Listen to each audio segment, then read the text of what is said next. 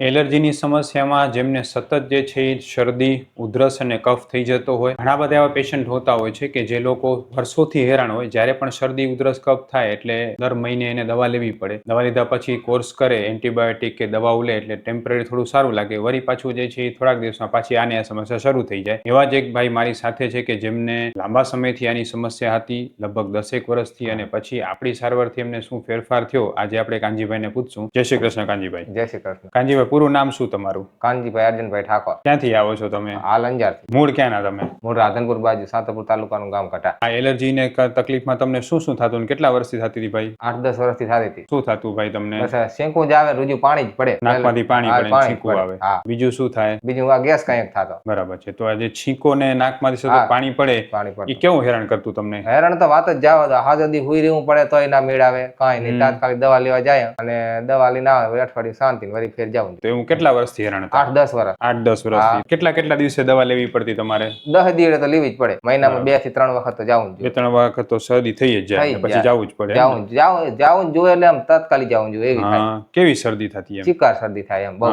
કેવું શું લાગે? પાણી નીકળે? પાણી નીકળે ને આખો શરીર આમ તૃપ્તિ જેવું થઈ જાય, કળતર થઈ જાય, હા, તાવ જેવું થઈ જાય. ને પછી જે છે એ સમસ્યામાં જ્યારે તમે એટલા બધા સમયથી હેરાન હતા તો લગભગ તમે કેટલા અલગ અલગ ડોક્ટરને મળ્યા હશો? ડોક્ટરને તો 2-4 ડોક્ટરને તો મળ્યા છો અલગ અલગ. બરાબર છે. તો શું કીધું એ લોકોએ પછી તમને? કે એલર્જી છે એમ કે, બાકી દવા હાલે. એટલે એને એમ કીધું કે એલર્જીની દવા તમારે કાયમ લેવી પડશે? હા, એ કે આ એલર્જી મટે જ નહીં, કાયમ લેવી પડશે. હા, એલર્જી કે વસ્તુ આ મટે નહીં કે. પછી એ દવાના ડોઝ તમે લેતા તો તમને કેટલી વારમાં સારું થઈ જતું? બસ એ 2-4 દિવસ સારું થાય, બાકી હતું એમને પછી એવું ને એવું થઈ જાય. તો પછી કેવા ધૂળ ધુમાડામાં જાવ તો વધી જાય? ધૂળ ધુમાડામાં જાય તો વધી જાય. પછી કોઈ પાણીમાં જાય, કોઈ ઠંડાવાનું આવે તો વધી જાય. શું કામ કરો તમે? ખેતી કામ. તો ખેતીમાં તો સરળ ઠંડકમાં ધૂળ ધુમાડામાં જવું જ પડે. જવું જોઈએ. કઈ દવા છાંટો તોય વધી જાય? હા, તોય વધી જાય. પછી જે છે એ તમે પાણીમાં જાઓ તો પાણી વાળતા હો કે ઠંડકમાં જાઓ તોય વધી જાય? વધી જાય. પછી વધારે તડકામાં રહેવાનું થયું અને પછી પાણી વાણી પીવું તોય વધી જાય? વધી જાય. આ બધી જયારે વધતી ત્યારે અતિશય છીંકો, કેટલી છીંકો આવતો? છીંકો તો જબર આવતી, ઉપર ચાલુ જ હોય આમ. છીંકો એટલે વાત જ જાવ. કેટલી એક ભેગી આવી જતી છીંકો? 8-10 તો આવી જ જાય પહેલી ચાલુ જ રહે. હા, સતત ચાલુ રહે. બરાબર. સવારે ઉઠો ત્યારથી ચાલુ થઈ જાય? ચાલુ થઈ જાય. તો પછી એ દિવસે તો કઈ કામ કરી જ નહીં શકતા? કાંઈ કામ નહીં, દવાખાને જવું જ જોઈએ, નકર તો સાવ સુસ્તી થઈ જાય. સાવ સુસ્તી થઈ જાય, કામ કરવાની અડપ જ ન રહે. રહે. પછી તમને આવી બધી સમસ્યા હતી, લાંબા પરેશાન હતો, તો મારી હોસ્પિટલ જાણ તમને કઈ રીતે થઈ કે અહીંયા જાવ? તમારી હોસ્પિટલ જાણ આપણે આ વિડીયોમાં જોઈ, આ ભાઈ લઈને આવ્યો. હા, તમારા ભાઈ લઈને આવ્યા. તો ઈ જેમ વિડીયોમાં તમે જોયું છે, મારા બધા એલર્જી પેશન્ટને સારું થઈ જતું હતું, એને સારી સર્વિસ મળતી, નિદાન વ્યવસ્થિત હતું, એમ તમને 100% સારું લાગે છે? હા, 100% સારું. બરાબર. શું ફેરફાર થયો પેલા? ફેરફાર તો મને જબર થયો છે. 100% શરદીની એલર્જીમાં ફેરફાર થઈ ગયો સાહેબ. હવે પેલા જેવી શરદી થાય છે ક્યારે? થતી જ નહીં, થઈ જ નહીં. આ મહિનો જ દવા લીધી છે, હજુ તો મહિનો થયો છે પૂરો, પણ શરદી જઈ મહિનાના કોર્સમાં સારું થઈ ગયું. હા, સારું થઈ ગયું. તો હવે જેમ તમે કહેતા હતા કે મને દર 10 દિવસે એક વખત ડોક્ટરે જવું પડે, શરદી તાવ થઈ જાય, એવું થયું હમણાં? કાંઈ નહીં થયું. પછી જે છે એ તમે કહેતા કે વાડી કામ કરવામાં તકલીફ હતી, હમણાં એક વાર તકલીફ પડી? ના, નહીં પડી. પેલા બધું કામ કર્યું હવે. હા, પેલા અમુક કામ ના કરતા, જો એંડા ઉતારા જાઉં શરદી થઈ જાય, મકાઈ વાઢા તો શરદી થઈ જાય, એમાં કામ ના કરતા હતા. બધું આ મહિનામાં કામ કરવું છે. કાંઈ નથી થયું? કાંઈ નહીં થયું. એલર્જી ગઈ. હવે ખરેખર જે છે ને એ મારે તમને એ સમજાવવું છે. જેમ કે કાનજીભાઈ પોતે ખેડૂત છે, ખેડૂતોને સતત જે છે એ એવા માહોલમાં રહેવાનું થતું કે જેમાં કોઈને કોઈ તમને એલર્જી થાય છે. હવે જો એ કામ મૂકી દે તો ખાય શું, અને કામ કરે તો એલર્જી થાય તો વારે વારે ડોક્ટર પાસે ગોળી લેવા કે દવા લેવાનો કોર્સ કરવો પડે. હવે આ સમસ્યામાં આયુર્વેદ એવું માને છે કે ખરેખર એલર્જી થવાનું મુખ્ય કારણ છે તમારા લોહીમાં સતત કફનું બનવું. એ કફ જ્યારે તમારા નાકના સાઇનસમાં જમા થાય એટલે એમાં સોજો આવી જાય, ને સોજો આવી જવાને કારણે તમને એલર્જી મટે નહીં. જ્યાં સુધી આપણે કફનો આ સોજો મટાડતા નથી ત્યાં સુધી તમે ગમે એટલી એલર્જીની દવા લેવો તો એ ટેમ્પરરી અસર કરે. જેમ કાનજીભાઈ 10 વર્ષથી એલર્જીની ગોળી ખાતા હતા, બરોબર?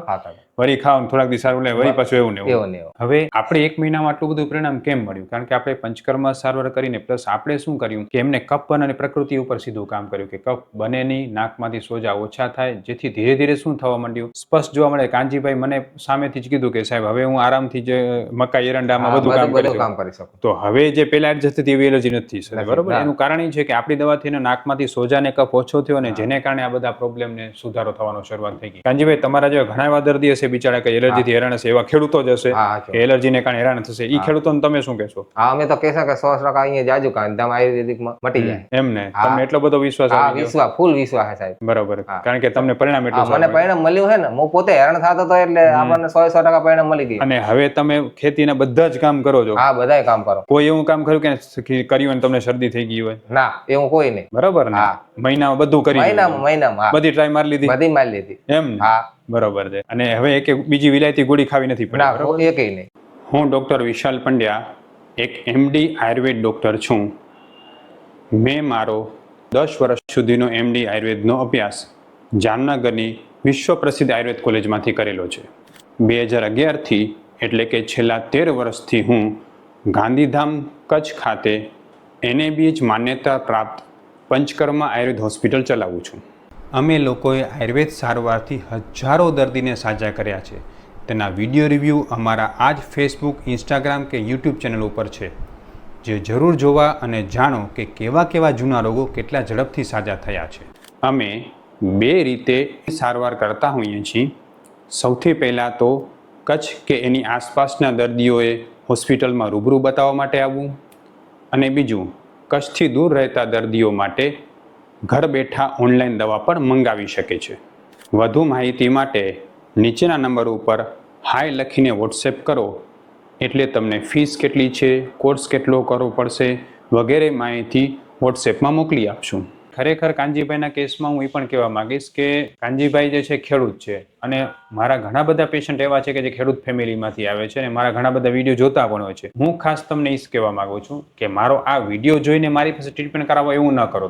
તમે પહેલા તો એ જુઓ, કોઈ પણ ડોક્ટરનો તમે વિડીયો જુઓ ને તો તમે એ જુઓ, એની પ્રોફાઇલ ચેક કરો, એનો પેજ ચેક કરો, એની ચેનલ ચેક કરો. તમારા જેવા મટાડેલા કેટલા વિડીયો એમાં છે, તમારો રોગ મટ્યો કેટલો અનુભવ ડોક્ટર પાસે છે, ડોક્ટરનું નોલેજ કેટલું છે, એની પાસે ડિગ્રી છે કે નહીં, શું છે. તમે ખાલી વિડીયો જોઈને તમે દવા મંગાવી લ્યો કે દવા કરી લો, એ યોગ્ય નથી. તમે પૂરેપૂરી તપાસ કરો. ડોક્ટર પાસે તમારા જેવા રોગ મટાડેલો અનુભવ છે, તમારા જેવા હજારો દર્દી સારા થયા એટલા વિડીયો છે એની પાસે, આ સૌથી પહેલું જુઓ. બીજા નંબરે તમે ડોક્ટર પાસેથી એ જુઓ કે આ ડોક્ટર પાસે BMS કે MD ની આયુર્વેદની ડિગ્રી છે કે નહીં, કે એમને એમ ખાલી દવા કરે છે, એ પણ જુઓ તમે. ત્રીજા નંબરે તમે જાગૃત નાગરિક તરીકે તમે એ જુઓ, જાગૃત પેશન્ટ તરીકે તમે એ જુઓ કે ખાલી આપણે દવા નથી મંગાવી, તમારું નિદાન સાચું થયું કે નહીં એ જુઓ. નિદાન સાચું થયું હોય, દવા તમને લાગુ પડતી હોય તો જ દવા મંગાવો. ખાલી એમને એમ તમે વિડીયોમાં જોઈને દવા મંગાવી લો છો તો ઘણી વખતે ઘણી બધી મુશ્કેલીઓ થઈ શકે છે. એટલે અમે જે અહીંયા દવા કરીએ છીએ ઓનલાઈન કે ઓફલાઈન, એમાં તમારું નિદાન એકદમ સ્પષ્ટ કરીએ છીએ, જેથી તમને દવા ગરમ ન પડે, તમને પંચકર્મ ઝડપથી લાગુ પડે, તમને પંચકર્મમાં કોઈ નબળાઈ કે નુકસાની ન થાય. આ બધી જ વસ્તુ જોયા પછી અમે ટ્રીટમેન્ટ કરતા હોઈએ છીએ. એટલે અમારા પેશન્ટને તાત્કાલિક પરિણામ મળે છે એનું એકમાત્ર કારણ એ છે કે નિદાન અમારું સ્પષ્ટ છે. અને બીજા નંબરે કે અમારા બધા જ ટીમના ડોક્ટરો એટલા ક્વોલિફાઈડ અને વ્યવસ્થિત છે કે જે અમારા બધા ફોર્મેટ છે એ પ્રમાણે તમને વ્યવસ્થિત રીતે ટ્રીટમેન્ટ આપીએ છીએ, જેથી અમારા દરેક પેશન્ટને સાચી અને સાચી આયુર્વેદની સારવાર મળી શકે. ખૂબ ખૂબ ધન્યવાદ